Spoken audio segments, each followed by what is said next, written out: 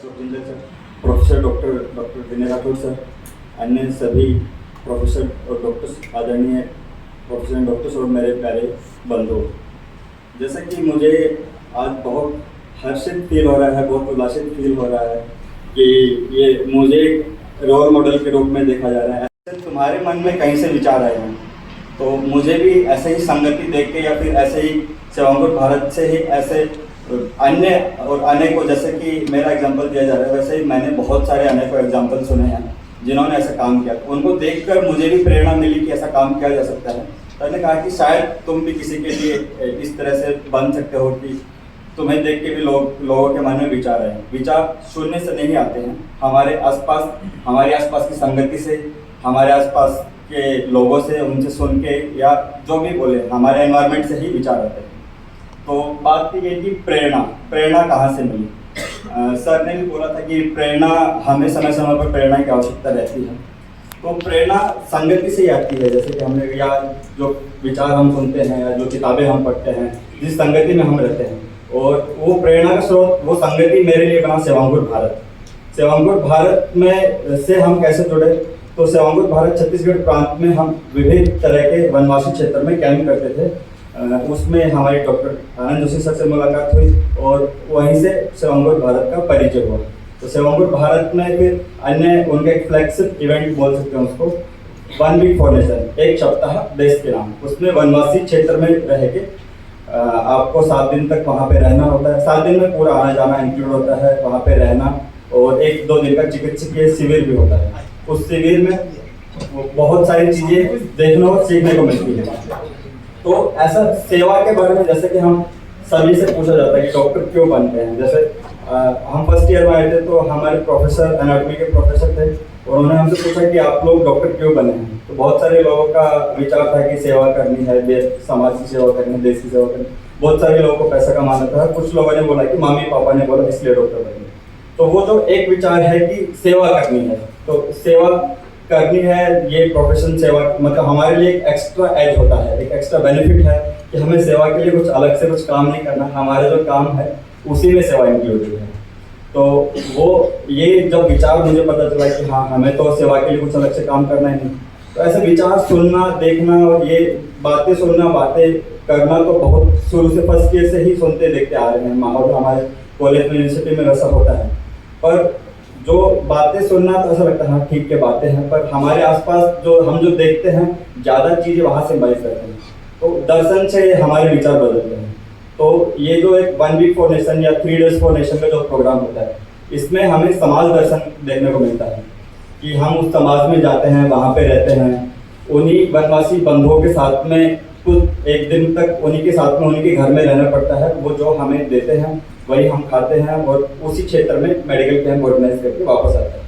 तो वो जो 1-2 दिन का मनस्थिति पे या फिर मस्तिष्क पटल पे उसका जो परिवर्तन होता है, वो मतलब मैं अपने विचारों से कहूँगा भी तो शायद उस तरह से समझ में नहीं आएगा जितना कि जैसे मैंने बोला कि बातें तो हम शुरू से ही सुन रहे थे, समझ भी रहे थे, पर वो जो दर्शन से, समाज दर्शन से जो बदलाव आया वो उसी तरह से आता है। जैसे मैं अभी अगर मीठे में सबका मीठा अलग होता है, और गुलाब जामुन का मीठा मैं एक्सप्लेन करूंगा कि ये मिश्री जैसा सा मीठा होता है, चीनी जैसा होता है, तो वो नहीं हो पाएगा। गुलाब जामुन का मीठा गुलाब जामुन खा के ही पता चलता है। तो वो 1 वीक फॉर नेशन या 3 डेज फॉर नेशन कैसा होता है, तो वो वहाँ पे जाके ही पता चलता है। वो उस समाज दर्शन के द्वारा क्या बदलाव होता है। यहाँ पे बहुत सारे विद्यार्थी ऐसे हैं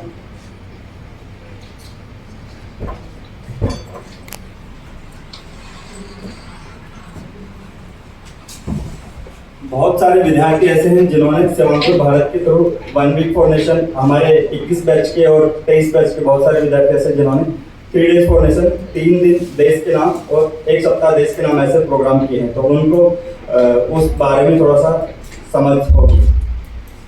इसके अलावा जैसे कि मैंने बोला कि समाज दर्शन से ही विचार में बदलाव आता है, तो एक कथन है कि आप 15 दिन बैठ के एक अच्छी किताब पढ़ो और 2 दिन जाके किसी क्षेत्र में मीनिंगफुल ट्रिप, जैसा कि मैंने बोला कि हमारे 3 डेज फॉर नेशन और 1 वीक फॉर नेशन है, वो करें। तो जो आपको एक 15 दिन बैठ के किताब पढ़ रहे हो, उससे ज़्यादा सीखने को आप वो जो मीनिंगफुल ट्रिप उसको बोलेंगे, तो उससे वो आपके अंदर बदलाव और वो विचारों में जो दृढ़ता आती है वो उस मीनिंगफुल ट्रिप से ज़्यादा आती है। 2 दिन या 3 दिन की भी होगी तो भी उस जो हम बैठ के कुछ भी किताब पढ़ रहे हैं उससे ज़्यादा बदलाव ऐसा आता है, ऐसा मैंने महसूस किया है। जैसे प्रेरणा की बात हो रही तो प्रेरणा पे ही 2-4 शब्द याद आए मुझे कि जीवन का मूल्य हमारा इस बात में नहीं है कि आप क्या महसूस करते हैं। आपका जीवन का मूल्य इससे तय होता है कि आपके कर्म क्या है, आपका कर्तव्य क्या है। तो मनुष्य का अधिकार या हम सबका अधिकार हमारे कर्तव्य पे है, हमारी भावनाओं और हमारी परिस्थितियों पे नहीं है। तो हमारी भावनाएं और हमारी परिस्थितियां तो बदलती रहती हैं, हमारे मूड्स बदलते रहते हैं, पर कर्तव्य परिस्थितियों के अनुसार नहीं बदलते। जैसे कि हम उदाहरण भी जानते हैं कि गीता जहाँ से उपज हुई तो अर्जुन को अपने कर्तव्य की याद दिलाने के लिए बताया गया कि नहीं, ये सब परिस्थितियों और आपकी भावनाओं के बावजूद भी आपके कर्तव्य ज़्यादा जरूरी है। या तो आप सभी के समसामयिक एक एग्जांपल है विराट कोहली, उनके पिताजी की डेथ का खबर उनको मैच के बीच में मिली थी, फिर भी उन्होंने कर्तव्य को अपनी भावनाओं के ऊपर चुना। तो महर्षि जैमिनी का एक शब्द, एक कथन भी है कि श्रेष्ठ जीवन वह नहीं जिसमें हमेशा प्रेरणा बनी रहे। प्रेरणा तो मतलब जैसे कि हम देखते हैं कि प्रेरणा कहीं ना कहीं से मिलती रहती है, पर श्रेष्ठ जीवन वह नहीं जिसमें हमेशा प्रेरणा बनी रहे, बल्कि वह है जहाँ प्रेरणा न होने पर भी सही कर्म का चुनाव किया जाए। तो जीवन का असली प्रश्न यह नहीं कि मन क्या चाहता है, हमारा मन तो बहुत सारी चीज़ें चाहता है कि, और मन चंचल है, भटकता भी रहता है, बल्कि उसका जो उद्देश्य है, जीवन का असली प्रश्न जो उसका असली महत्व है वो उसी में है कि क्या मैं जो सही काम है उसे तब भी करूँगा जब मेरा मन मेरा साथ नहीं दे रहा हो।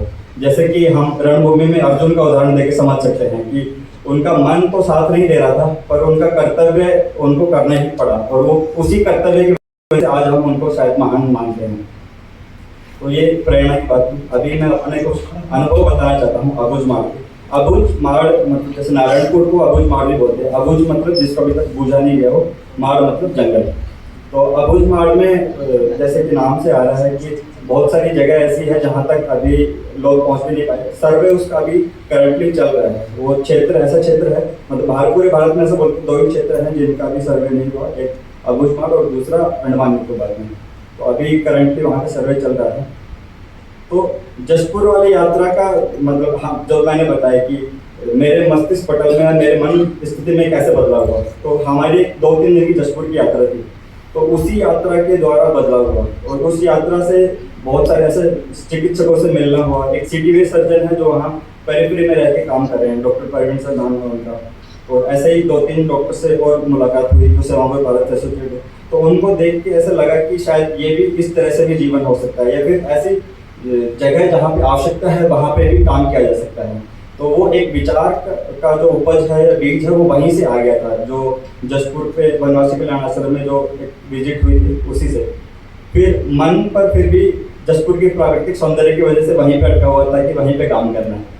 तो पर बाद में ये विचार ये पता चला डॉक्टर आनंद जोशी सर के थ्रू कि जहाँ पे आवश्यकता है वहाँ पे काम करना। तो ये भी विचार काफ़ी दृढ़ लगा कि आवश्यकता है जहाँ पे काम करना। अभी तो मैंने पहले सोचा कि यहाँ पे आवश्यकता काम करना चाहिए, पर मेरा मन था कि वहाँ का प्राकृतिक सौंदर्य अच्छा है तो इसलिए वहाँ जाना। फिर ऐसे बदलाव हुआ कि चलो नारायणपुर भी जा सकते हैं, तो नारायणपुर जाने का डिसाइड हुआ। और जाने से पहले मेरे मन में कुछ संशय थे, कुछ प्रश्न थे कि मैं तो एक MBBS स्टूडेंट ही हूँ, और क्या मैं उतना कॉम्पिटेंट हूँ कि मैं वहाँ पे जाके एज ए डॉक्टर OPD देख पाऊँगा, या फिर सब कुछ संभाल पाऊँगा, क्या मैं उतना कॉम्पिटेंट हूँ कि नहीं हूँ। तो वो कॉम्पिटेंस पे जब मैंने जोशी सर को ऐसा बोला कि सर मुझे तो नहीं लगता कि मैं उतना कॉम्पिटेंट हूँ कि मैं जाके इंडिपेंडेंटली OPD संभाल पाऊँगा। सर ने बोला कि ज़्यादा हमारा काम सिर्फ ट्रीटमेंट तक सीमित नहीं है, आप अपने मन में पेशेंट की केयर का भाव रखेंगे तो आप सही इलाज करेंगे। और ABC ऐसा करके 3 उन्होंने फॉर्मूला बताया कि A for availability and attitude, B for behaviour और C फॉर कॉम्पिटेंस। तो कॉम्पिटेंस आपके तीसरे नंबर पर आती है। जैसे हमारे जितने भी प्रोफेसर्स हैं वो भी इस बात से शायद सहमत होंगे कि आपका एटीट्यूड और अवेलेबिलिटी है कि नहीं है। तो B से बिहेवियर कैसा है, और कॉम्पिटेंस शायद आपका तीसरे नंबर पर आता है कि आप अच्छे डॉक्टर कब करते हैं। तो और आपके मन में पेशेंट केयर की भावना होती है तो फिर आप इलाज अच्छा ही करेंगे, पेशेंट का भला करें न करें, बुरा नहीं करें। तो ये एक मन में दृढ़ता है कि हाँ चलो काम करेंगे और सीख सकते हैं वहाँ पे। अच्छा भी लगा।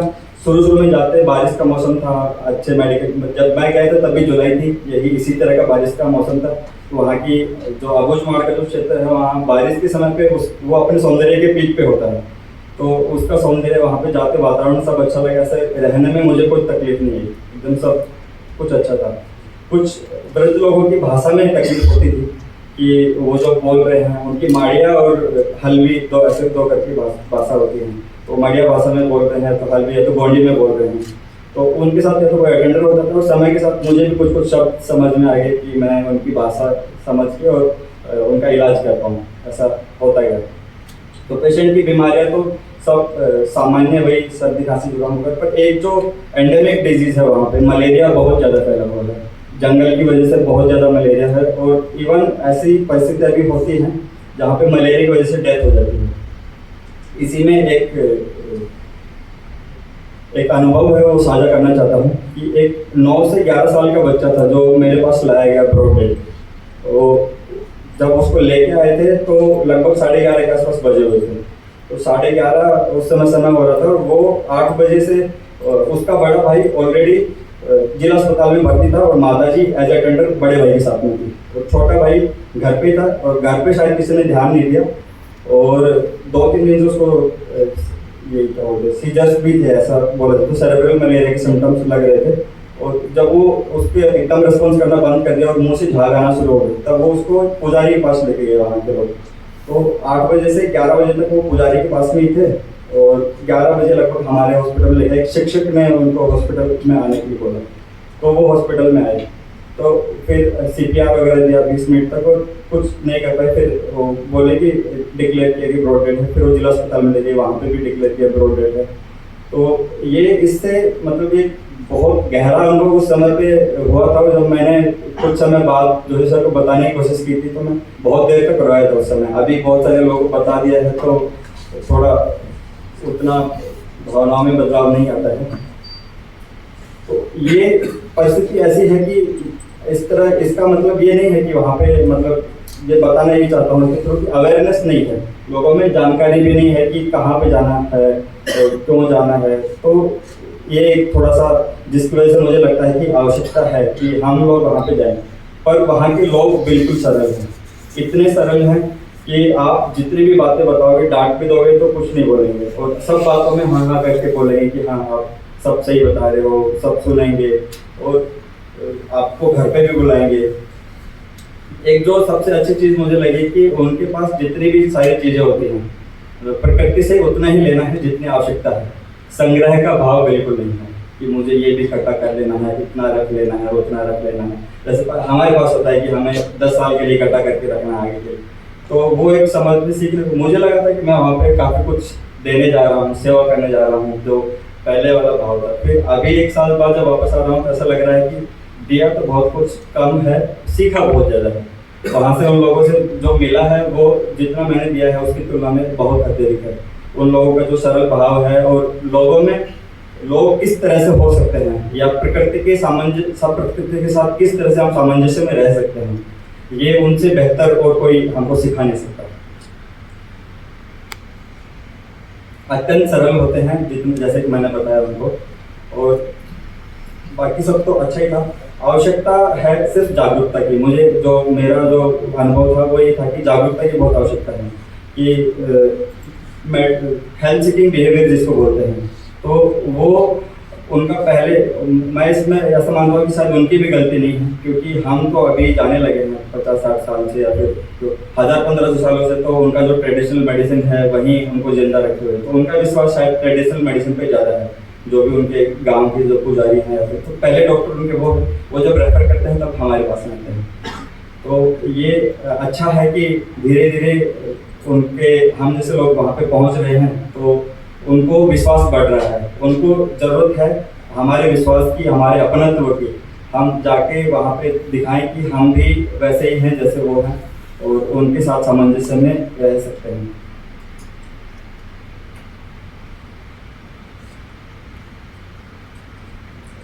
ये सब तो अनुभव हो गए हैं। इसके अंत में बस एक चीज़ जो बोलना चाहूँगा कि हम जितनी सारी चीज़ें उधेड़-बुन में लगे रहते हैं। मेरे मन में जो भाव ये विचार कहाँ से आए, तो हमारे जो जितनी भी सारी चीज़ें हम करते हैं, food, sex, sleep and security, आहार, निद्रा, भय, मैथुन, इसी में हम लिप्त रहते हैं पूरा जीवन भर, और पूरा जीवन इसी में निकल जाता है। तो एंड टू एंड हम जितनी भी सारी चीज़ें करते हैं उनका एक जो क्लियर डेस्टिनेशन होता है सुख, कि मुझे जो भी पैसे कमाने हैं, ये करना है, वो करना है, सब का अंत में जो निश्चित पॉइंट है कि या 2 या 3 क्वेश्चन के बाद में सबका जवाब होता है कि मुझे सुख चाहिए, मुझे खुशी चाहिए, ये वो। तो खुशी कहाँ से मिलती है? तो जैसे एक साधारण सा उदाहरण देके मैं बताना चाहूँगा कि जैसे मान लो किसी का फेवरेट फूड हो आइसक्रीम, या तो गुलाब जामुन, या तो ऐसा कुछ भी हो, तो मैंने आपको एक आइसक्रीम का कप दिया, आपने खा लिया, 2 आइसक्रीम के कप दिए, 3, 4, 5, 6, 20, 50, तो 20 के बाद में भी ऐसा होने लग जाएगा कि अभी आइसक्रीम नहीं खाई, अभी नहीं खा सकता मैं। तो खुशी शायद आइसक्रीम के कप में नहीं थी, क्योंकि अगर आइसक्रीम के कप में खुशी होती तो वो 20 या 50 के बाद में भी वही खुशी देना चाहिए था जो पहले दे रहा था। तो शायद खुशी हमारे अंदर है, वो जो आइसक्रीम का कप खा के हम, हमारे अंदर जो सेरोटोनिन, एंडोर्फिन, जो भी सारी चीज़ें रिलीज हो रही हैं जिनके थ्रू हमें महसूस होता है, तो हर चीज़ का जो सोर्स है वो हमारे अंदर ही है। तो हम जितनी सारी चीज़ें कर रहे हैं उनका मीनिंगफुल या फिर हमारे जीवन का उद्देश्य सिर्फ जानवर प्रवृत्ति के जीवन में नहीं, आहार, निद्रा, भय, मैथुन, उससे ऊपर भी हम अपने आप को सुपीरियर मानते हैं, या फिर प्रीफ्रंटल कॉर्टेक्स हमारे पास में है सिर्फ ह्यूमन स्पीसीज के पास में, तो उसका कुछ तो ज़्यादा महत्व होना चाहिए। मुझे ऐसा लगता है सिर्फ सर्वाइवल पे ही रह के पूरा जीवन बिताया जाए तो उससे ज़्यादा अच्छा है कि हम एक मीनिंगफुल जीवन भी से। धन्यवाद। यहाँ उपस्थित सभी भाई और बहनों, सभी फैकल्टी मेंबर्स, बड़ी खुशी हुई अविनाश मेहरा का प्रेरणा और मिठास भरा बार बार गुलाब जामुन आइसक्रीम सुन और मिठास ही मिठास भरा हुआ था। तो ये मिठास इसलिए आई है क्योंकि इनको प्रेरणा मिली थी। किसकी मिली थी? प्रेरणा किसी लड़की का नाम नहीं है। प्रेरणा मतलब मेरा कि जो इनको एक्चुअली मिली, जो कि डॉक्टर जोशी ने इनको दी, और सेवा अंकुर का मैं बहुत धन्यवाद करता हूँ कि उन्होंने एम्स के बच्चे को ऐसी व्यवस्था की कि वो मोटिवेट हो। हालांकि हम और ऐसे और विद्यार्थियों की हमें बहुत बहुत ज़रूरत है। जैसे आपको पता है, एम्स एक ऐसी संस्था है जो कि निःशुल्क प्रदान करती है शिक्षा, प्रैक्टिकली निःशुल्क। कुछ दिया तो नहीं होगा तुमने? 5,000 हाँ, सो निःशुल्क शिक्षा हम लोग प्रदान करते हैं ना, और इतनी बढ़िया फैकल्टी ये सब बैठे हुए आगे और जो प्रदान करते हैं। और अनफॉर्चुनेटली कई बार हम देखते हैं कि आप बच्चे आते हैं तो पहले दिन ही उनके सपने, कुछ राठौर साहब ने बताया कि पीजी करनी है और मुझे सुपर स्पेशलिस्ट बनना है और कॉर्पोरेट हॉस्पिटल में अपोलो या फोर्टिस में काम करना है और खूब पैसे कमाने हैं। और कुछ का सपना होता है यूएसएमएलई, पहले दिन से ही यूएसएमएलई कर रहे हैं। तो बहुत अच्छी हुई कि, और हम जो पढ़ाते हैं कम्युनिटी मेडिसिन और कम्युनिटी सर्विस, जो कि एक एक्चुअली देखा जाए तो सिद्धांत ही था बोर कमेटी का 1947 में कि जो डॉक्टर बनता है वो जाके पेरीफेरी में काम करे और पेरीफेरल विलेजेस में काम करे। महात्मा गांधी जी का भी ये सपना था और बोर कमेटी का भी था, ताकि अगर प्राइमरी हेल्थ केयर और या that is primary health centre और सीएचसी और हमारे रेफरल्स इंस्टीट्यूशंस सशक्त हो जाएं, तो फिर एम्स जैसी संस्था में बहुत कम पेशेंट्स आए और एम्स अपने आप को कॉन्सेंट्रेट करे, जैसे विनय राठौर कर रहे हैं अपना किडनी ट्रांसप्लांट। हम ऑलमोस्ट 100 किडनी ट्रांसप्लांट करने वाले हैं और जल्दी हम आपको शायद अगले हो गया 100 की किडनी ट्रांसप्लांट की पार्टी। और जैसे इंटरवेंशन रेडियोलॉजी डॉक्टर बोधे करते हैं और बाकी सभी जो हैं अपना काम कर रहे हैं, तो एम्स उन्हीं के बना रहे। तो मुझे बड़ी खुशी है कि अंकुर अविनाश ने ये रास्ता ढूंढा और वहाँ गया और एक प्रेरणा स्रोत बनेगा बाकी हमारे स्टूडेंट्स के लिए। अविनाश, इतना कुछ आपने बताया और कुछ नहीं भी बताया, तो हम अभी, जैसे तुम्हें पता होगा कि 2 सितंबर को माननीय उप राष्ट्रपति जी हमारी कन्वोकेशन के लिए पधार रहे हैं और उस मौके पे हम एक आरोग्यम करके एक मैगजीन निकाल रहे हैं ताकि बाकी बच्चे भी प्रोत्साहित हों, वेदर इन इंग्लिश और हिंदी, हम चाहेंगे आप एक आर्टिकल लिखें, आप राठौर विनय को ईमेल कर सकते हैं और अपनी फोटो के साथ, ताकि हमें वो एक प्रेरणा मिले, क्योंकि ये मैगजीन कई जगह जाएगा और बच्चों को पता चलेगा कि ऐसे रास्ते भी, कठिन रास्ते हैं, लेकिन एक्चुअली देखा जाए तो जैसे आज डॉक्टर्स डे है, डॉक्टर का काम ही है कंपैशन। और आपने बोला, मुझे थोड़ा सा अचंभा हुआ जब आपने बोला एम्स से पास होने के बाद I felt I was not competent. ये मैसेज आप लोगों के लिए जो आगे बैठे हुए हैं, एम्स से अगर किसी ने इंटर्नशिप की है तो कॉम्पिटेंस के मामले में आई थिंक ए और B is equal to C, you should be at the same level. I don't think competence can be compromised. So, A or naturally attitude or behavior जो आपने बोला है, that will automatically come. So all three are at equal level. An incompetent doctor is a terrible doctor. Attitude behavior से कुछ नहीं होगा, फिर आप झाड़ फूक वाले बन जाओगे। तो मैं चाहूँगा कि उतना ही competent आदमी with the right attitude and behavior. Pure competency is also not enough. Using your language. So A, B, C should be at equal forum. और मैं ऑडियंस को भी अश्योर करना चाहूँगा कि एम्स के जो भी डॉक्टर बन रहे हैं अभी, हम उनको इंटर्नशिप में इतना पक्के कर देते हैं कि वो एकदम पक्के हो जाएं सारे अपने प्रोसीजर्स में। आई एम श्योर आपने जो भी आपने ट्रेनिंग यहाँ ली उसका सही इस्तेमाल किया होगा। बस्तर एक बहुत दूर इलाका है और आपने अपना सारा योगदान दिया होगा। आप देख ही रहे हैं अभी, अगर आपने प्राइम वीडियो देखा, ग्राम चिकित्सालय 2 चल रहा है, कितनी दिक्कतों में। पहले ग्राम चिकित्सालय वाले उसको मरीज नहीं मिल रहा डॉक्टर को, अब मरीज मिल रहे हैं और समस्या, दवाई नहीं मिल रही, ये नहीं मिल रही, फिर भी उस डिफिकल्ट कंडीशंस में deliveries have been conducted. So I mean less resource areas में काम करने का एक अपना ही चार्म है। एम्स में काम करना ठीक है, you have the best of everything, but satisfaction वहां होती है with minimum available resources, your output is maximised. So that way I congratulate you और एक बार फिर इनके लिए जोरदार तालियां बजाएंगे। इन्होंने इतना अच्छा काम किया और मैं सेवा अनुकूल से आशा करता हूँ कि ऐसे और हमारे डॉक्टर्स, हमारे नहीं बाकी भी छत्तीसगढ़ के डॉक्टर्स का ऐसे उनको मोटिवेट करें और करता रहें। आप सबको बहुत बहुत धन्यवाद। जय हिंद।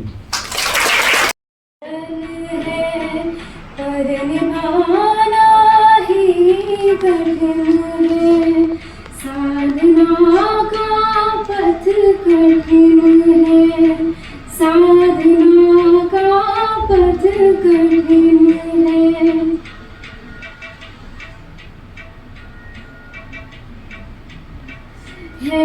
चेतन जो युगों से लहर के अनुकूल बहते, साथ बहना है सरल, प्रतिकूल बहना ही कठिन है। साधना का पथ कठिन है, साधना का पथ कठिन है।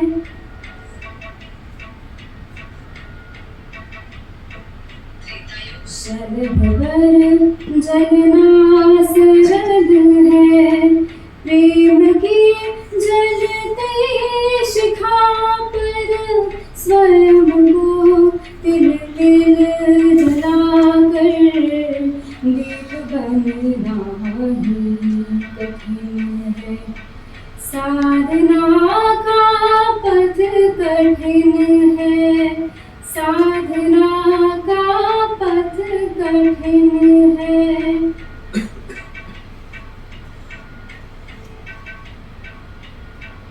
ठोकरें खाकर नियति के युगों से जी रहा मानव है, सरल आंसू बहाना, मुस्कुराना ही कठिन है।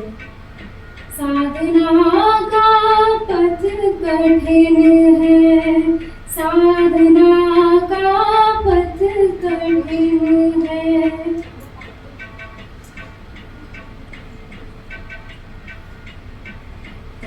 तपस्या के सहारे इंद्र बनना तो सरल है, तपस्या के